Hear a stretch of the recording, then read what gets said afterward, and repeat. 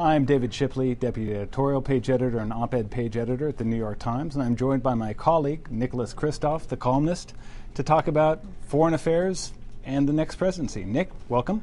Thank you. So, what's the biggest challenge facing the next president in foreign policy? I'd say the basic challenge is just that the U.S. has to rejoin the international community.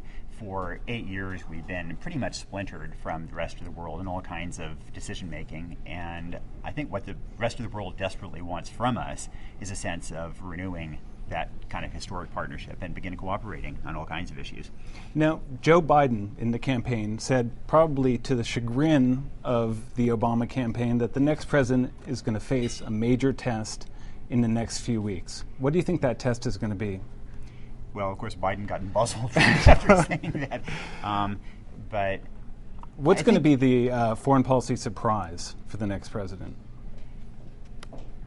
I think there are a couple of areas that since it's going to be a surprise, I think I'll keep it a surprise for the viewer as well.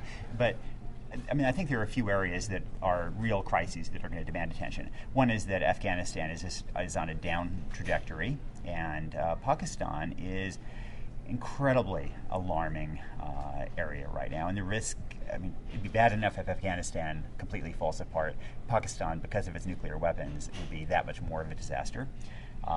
And so I'd say that those maybe are, the top priorities for the new administration. So for the next president, what are the first action steps for Pakistan, Afghanistan?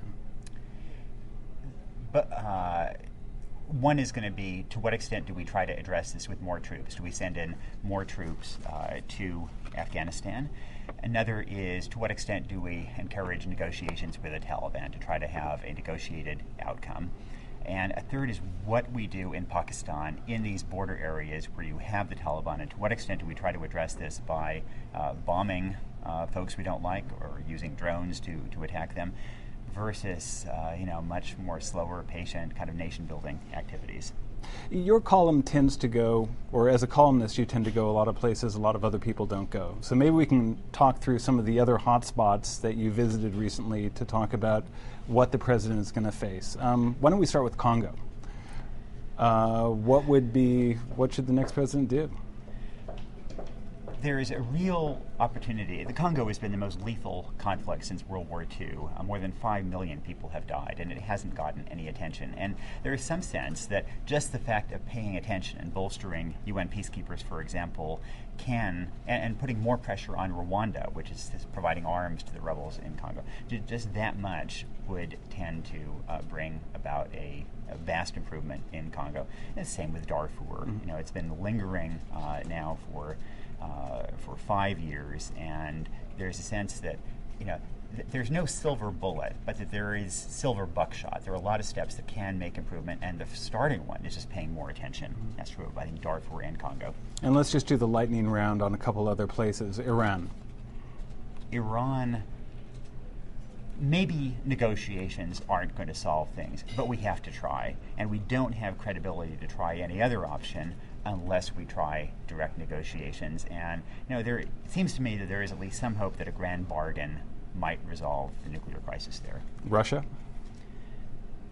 I think the key there is going to be not to make things worse and not to see a resumption of the Cold War. I think we have to be really careful about not letting Georgia become a wedge that creates a new Cold War. China? China is going to be a longer-term challenge, and I'd say that there's a lot of nervousness in China that a Democratic administration would exacerbate trade relations, and I think we have to be really careful about that. Last question. The economic crisis is a global economic crisis. How is that going to affect American foreign policy? It's probably going to mean less humanitarian aid to places that need it most. I think that's unfortunate. It does create an opportunity, though. As I said, the U.S. has been divided from the rest of the world.